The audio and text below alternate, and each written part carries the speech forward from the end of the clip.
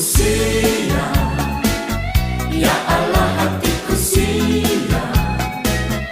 Aku kan bermazmur, aku kan bernyanyi.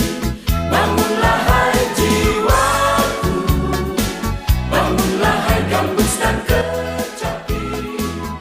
Aku Shalom, selamat pagi anak-anak ibu yang kami kasihi.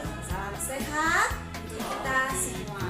Puji Tuhan, hari ini kita masih diberi kesempatan untuk beribadah kepada Tuhan sebelum kita memulai setiap rangkaian kegiatan kita. Mari kita siapkan hati kita untuk datang kepada Tuhan. bangunlah hai gambus dan kecapi.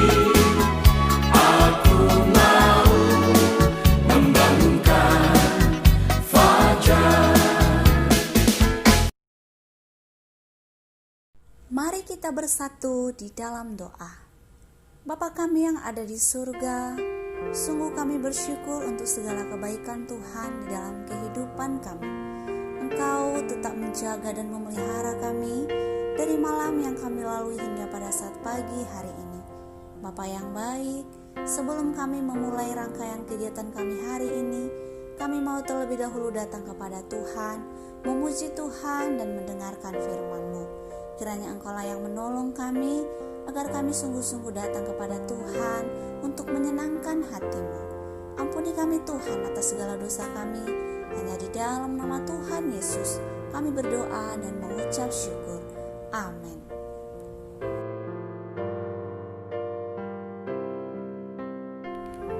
Mari kita nyanyikan lagu pujian Kasih Pasti Lemah Lembut. Dengan sungguh-sungguh kita angkat lagu pujian ini.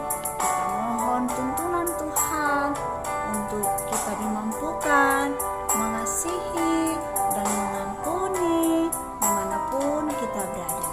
Mari anak-anak ibu, kita angkat lagu pujian ini dengan hati yang sungguh-sungguh. Kasih pasti lemah lembut, kasih pasti memaafkan, kasih pasti murah hati, kasih-Mu Tuhan. Ajarilah kami ini saling mengasihi, ajarilah kami ini saling mengampuni, ajarilah kami ini kasih-Mu ya Tuhan, kasih-Mu kudus tiada batasnya. Ajarilah kami ini saling mengasihi, ajarilah kami ini saling mengampuni, ajarilah kami ini kasih-Mu ya Tuhan, kasih-Mu kudus tiada batasnya. Kasih-Mu kudus tiada batasnya.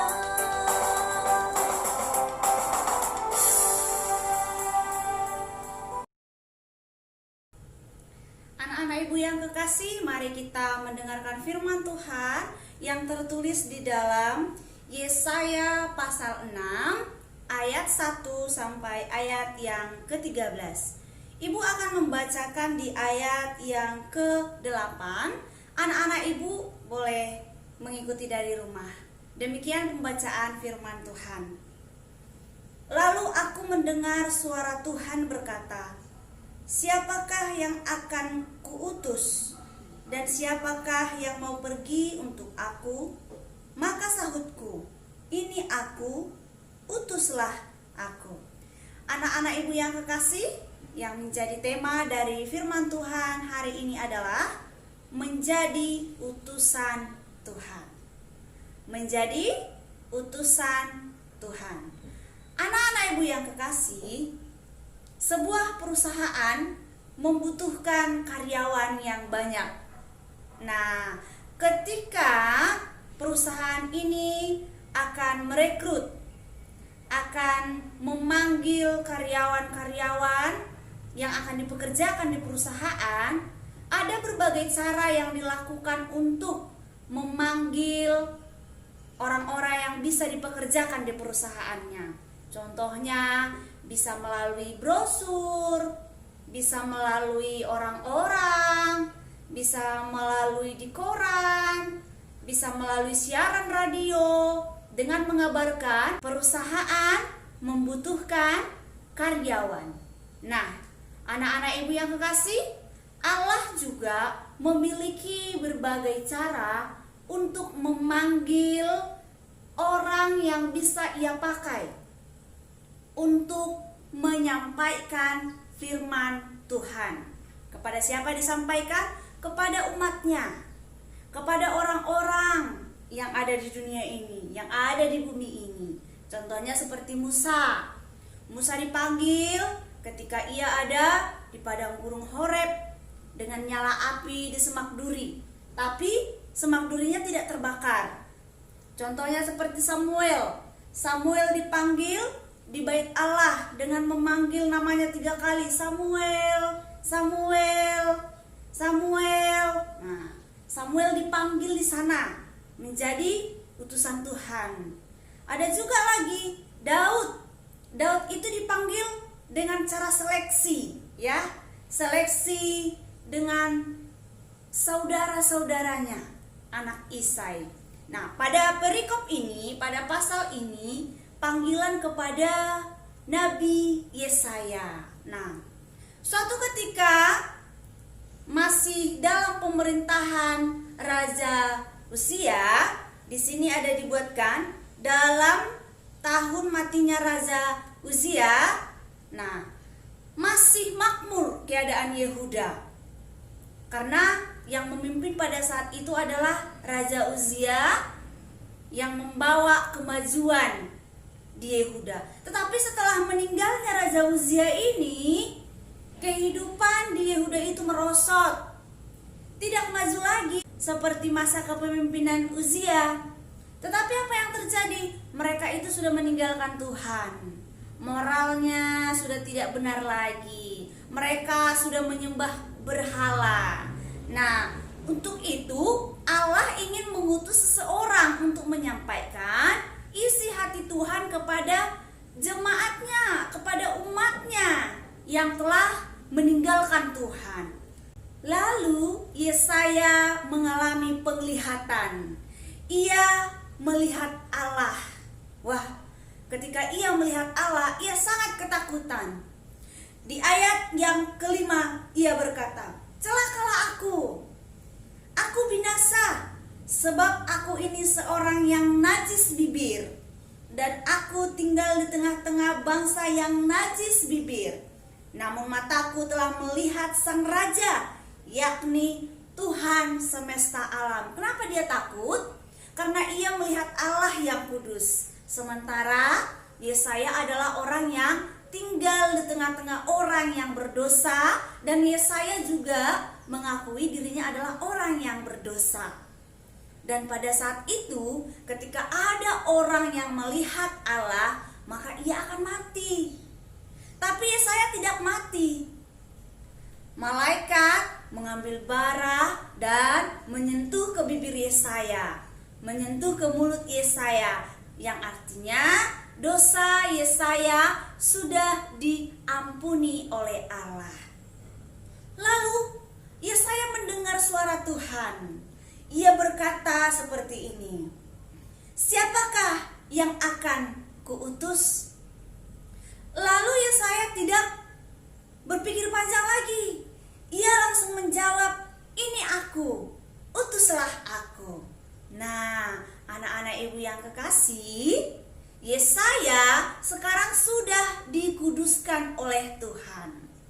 Perjumpaan Yesaya dengan Allah lewat penglihatannya, Yesaya telah dikuduskan, dan dengan hati yang sadar, Karena Yesaya sudah dikuduskan oleh Tuhan, ia pun mau menyerahkan diri kepada Tuhan, menjadi utusan untuk menyampaikan firman Tuhan.